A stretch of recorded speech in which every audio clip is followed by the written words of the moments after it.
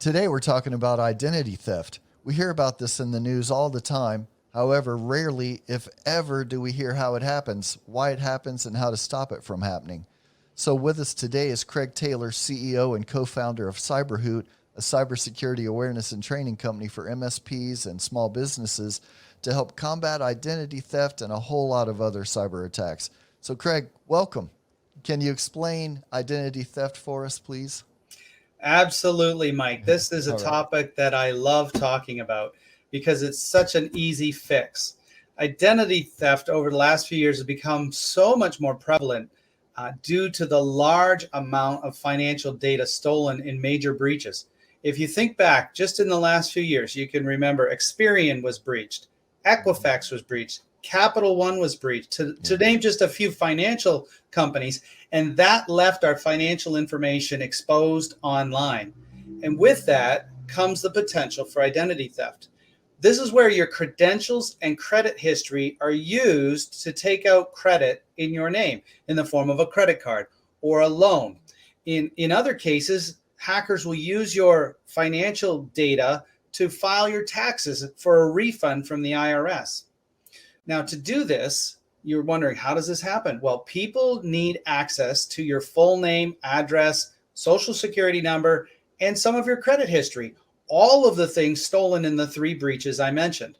And then they also need to be able to check your credit, to be able to get a credit score. Otherwise, any underwriter will not give you credit because they base the interest rate that you get charged when you borrow money on that credit score. Okay, so the large breaches in recent years have given hackers the information needed to file our taxes or apply for a credit card. Yep. All to make money for the hackers.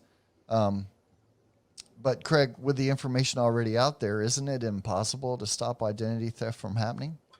Well, Mike, nothing is impossible. So what I'm going to tell you is that it is very, very difficult for hackers to take out credit in your name if you do one thing. And that one thing is freeze your credit. We always hear about getting credit monitoring with this breach or that breach, Right. when in fact, the correct answer and response is not monitoring, but freezing your credit. Because remember, I said if you have all these data points, you still need to get an accurate credit score to find out what interest rate to charge on the credit card or on the loan. And that's where you can freeze the credit report so that no one, not even yourself, can get a credit score on you. And you need to do that at the 4 different credit bureaus. Now, most people know of 3. They know of Equifax, Experian, and TransUnion. But there's a 4th, and the hackers know about the 4th because that's where they go when the first 3 are locked or frozen. Innovis, Innovis, is the 4th credit union, or credit bureau. You need to lock your credit at those 4. It's funny. I talk to people all the time about this, family members, anyone that's ever had trouble with their identity. And I say, it would have been so smart just to freeze your credit. And they're like, what's that? Well, imagine this. Imagine you could have fire insurance protection for your house that prevented the fire from happening rather than monitoring your fire with smoke alarms and tying it into the fire department so they came when there was a fire. It's too late once the fire starts for you to save yourself from trouble and damage and inconvenience. But in the case of credit monitoring, that's the same as the fire smoke alarms, right? There's some fire and some smoke somewhere.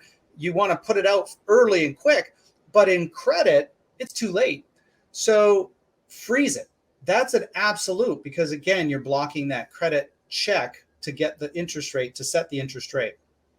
So that's essentially the key message here. And I think if we put in the show notes, we can probably put links to those 4 credit unions and specifically to their freeze pages for you to reference to freeze your credit. And then it's a simple matter to unfreeze it. Whenever you take a loan out, you can say to the loan agency, I'm going to unfreeze it at Experian for tomorrow and the next day. It'll automatically lock after that, but you can pull my credit from the one credit agency for 24 hours and then we're good to go. I'll get the approval. My credit history is good, and you're all set.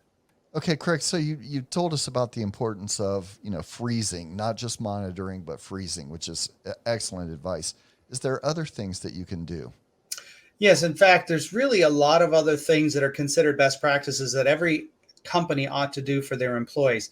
First of all, you need to train your employees to spot these kinds of attacks, such as social engineering, phishing, that could lead to the compromise of your data or even the release of financial information in your organization to further credit troubles for people, identity theft. I'm familiar with one company, Seagate, was sued by their own employees because someone in HR released all of their W-2 forms, which has all the data I just talked about, to a hacker who was pretending to be the president of the company. And so by training your employees on these social engineering attacks, you might even avoid being the source of the compromise of the identity in your own company. Phish test your employees. I have time and again, I've trained companies, and then the very first phishing test, the company forgets what they learned or doesn't apply it, and lots of people click on the phishing link and provide credentials to me. But it only happens once. So the importance of testing your employees is really important with phishing tests so that they apply their knowledge. It's also important to govern employees with cybersecurity policies. So when they have discretionary decisions to make around, I'm registering on this website and I should use my company's specified password length, 14 character passwords in that online application. You can't control that with technology, but you can guide and govern your employees to do the right thing through policy, cybersecurity policy. So like a password policy or an acceptable use of computers policy. Another one which is really useful is following a 3-2-1 backup methodology to back up, to first know where all your critical data is, and then secondly, back it up using 3 copies on 2 different medias, with one of those medias being offline. And that's basically a lot of the high level important steps that you can take to further protect your company, not just from identity theft, but from a whole host of other cybersecurity attacks. I'd like to finish, Mike, with one little shout out to Cyberhoot, where if anybody signs up with us to learn about these and other best practices or training of their employees, we do have governance policies as well. We have a special for the October Cybersecurity Month. There's just a savings of 50% off on all fees for anyone signing up in October for 3 months in a row. So you'll pay half of what you would normally pay if you sign up in October to help build your cyber program through Cyberhoot. That's an amazing value. Yeah.